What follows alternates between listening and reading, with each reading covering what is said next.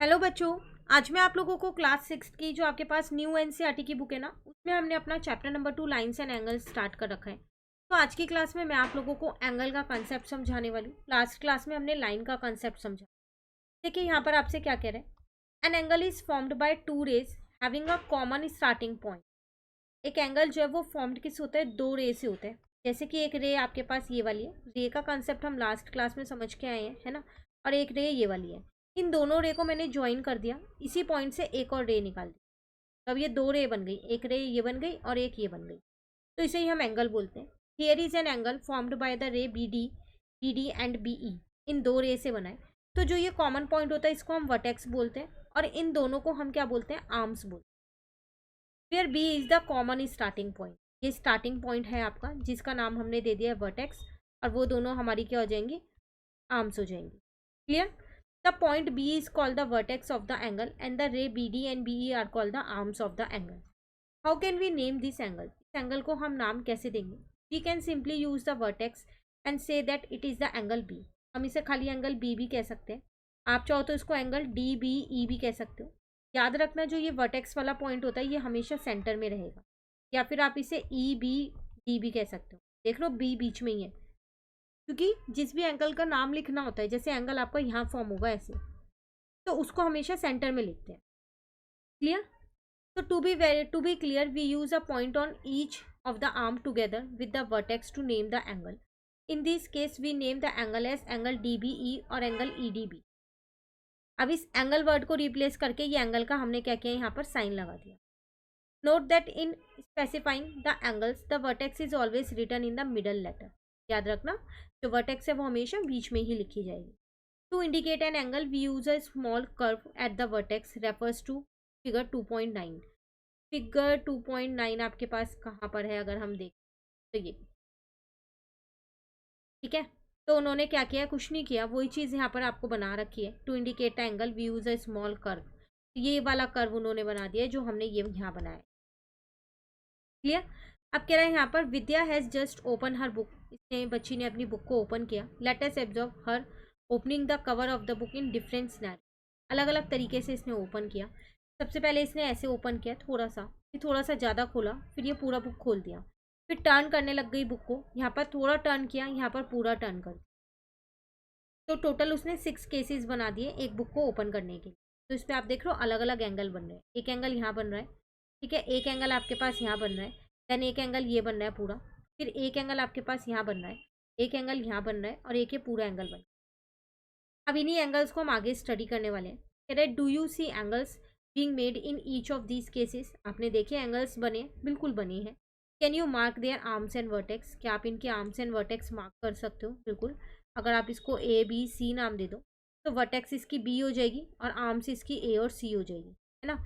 ऐसे आप इस वाले को क्या करो, यहाँ पर ए बी सी नाम दे दो, तो वर्टेक्स इसकी बी हो जाएगी और आर्म्स इसकी क्या हो जाएगी, ए बी और बी सी हो जाएगी।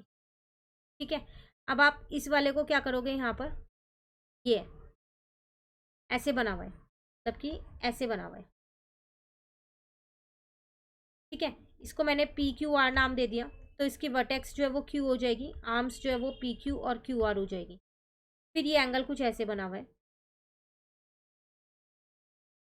ठीक है। इसको भी एक नाम दे दो, यहाँ पर आर दे दिया, इसको एस टी दे दिया, तो इसकी वर्टेक्स जो है वो आर हो जाएगी और इसकी आर्म्स हो जाएगी एस आर और एस टी। क्लियर। फिर ये एक एंगल कुछ ऐसे बन गया है। तो अगेन यहाँ पर जो वर्टेक्स है इसको मैंने नाम दे दिया यहाँ पर डी, और इसको ई और एफ दे दिया। तो डी इसकी वर्टेक्स हो जाएगी और ई डी और डी एफ जो है इसकी आर्म्स हो जाएंगी। फिर ये आपके पास पूरा कंप्लीट एंगल बन गया, मतलब एक रे के ऊपर ही दूसरी रे आ गई है यहाँ पर। तो इसको ओ ए नाम दे दो, इसकी वर्टेक्स ओ हो जाएगी, आर्म्स जो है वो ओ ए ही रहेगी, क्योंकि उसी के ऊपर ही दूसरी आर्म जुड़ गई है, ठीक है। कह रहे which angle is greater, the angle in case 1 और द एंगल इन केस 2। कौन सा एंगल बड़ा है, देख के पता चल रहा है एंगल 2 बड़ा है, क्योंकि इसमें बुक ज़्यादा ओपन हुई हुई है, तो इसमें बड़ा एंगल डिनोट कर रहा है। अब 2 और 3 में कंपेयर करूँ तो एंगल 3 बड़ा है, क्योंकि उसमें पूरी बुक ओपन हो चुकी है। कह रहा है just as we talk about the size of the line based on it length, we also talk about the size of the angle based on its amount of rotation. जैसे हमने line की बात की थी, जिस जो लेंथ पे based होती है। ये हमने लास्ट क्लास में लाइन का कंसेप्ट किया था कि उसके फिक्स एंड पॉइंट्स होते हैं, है ना, तो उसकी एक डेफिनेट लेंथ होती है। सेम ऐसी एंगल्स की अगर हम बात करें तो हम जो उसका साइज देखते हैं वो हम कितना रोटेट कर रहे हैं उस अकॉर्डिंग देखते हैं। So the angle in case 2 is greater as in case she need to rotate the cover more. तो इसलिए एंगल जो है केस 2 में ज़्यादा बड़ा है कि वो एंगल कुछ बन भी ऐसे रहा है, केस 1 में ऐसे बन रहा है और उसने ज़्यादा रोटेट किया इसलिए। Similarly the angle in case 3 is even larger than that of case 2। तो केस 3 का केस 2 से बड़ा है। सेम ऐसी केस 4 का केस 3 से बड़ा है, केस 5 का केस 4 से बड़ा है, केस 6 का केस 5 से बड़ा है, कि उसमें रोटेशन ज़्यादा हो रही है। क्लियर। उसके बाद यहाँ पर आपको ये एक टॉपिक दे रखा है, कह रहा है the size of angle is the amount of rotation और the turn that is needed about the vertex to move the first ray to the second ray. किस अकॉर्डिंग ये दोनों रेस को वो मूव कर रहा है, तो साइज ऑफ एंगल उसी पे डिपेंड करता है। ठीक है। Just look at some other example where angle arise in real life by rotation. और कुछ आपको यहाँ पर एग्जाम्पल्स दे रखे हैं जो हमारे डेली लाइफ में यूज़ होते हैं, एंगल्स उसमें बनते हैं जो कि हमें नहीं पता। जैसे कि इन अ कंपास देखो एक एंगल बन, scissor, divider, we turn the arms to form an angle. The vertex is the point where the two arms are join. जहाँ पर दो आर्म्स मिली हुई है वो हमारी यहाँ पर वर्टेक्स कहलाएगी। ये दो आर्म्स यहाँ पर मिली है ये हमारी वर्टेक्स कहलाएगी यहाँ पर। बाकी की ये जो है वो आर्म्स कहलाएंगी। A pair of scissor has two blade when we open them to cut something the blade form an angle. बना रहा है ना एक एंगल, ठीक है, तो इसमें भी आर्म्स और वर्टेक्स होती है, हर एंगल में आर्म्स और वर्टेक्स होती है।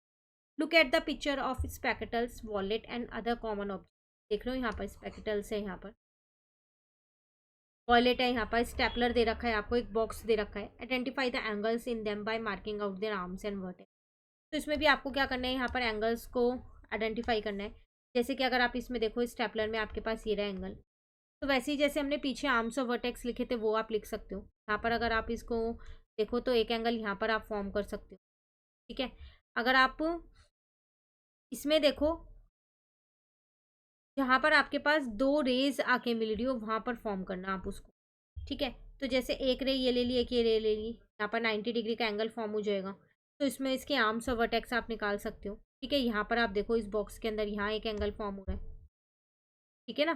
सिमिलरली अगर आप यहाँ पर देखो ये एक एंगल फॉर्म हो रहा है, इनको नाम दे दो ए बी सी, एक वर्टेक्स लिख दो, दो आर्म्स लिख दो। क्लियर। फिर कह रहा है do you see how these angles are formed by turning one arm with respect to the other. क्या आप ये देख रहे हो ये एंगल्स बने कैसे हैं, एक आर्म को दूसरी आर्म की और जो है वो टर्न किया है तभी बन रहे हैं, वरना तो नहीं बनते, है ना।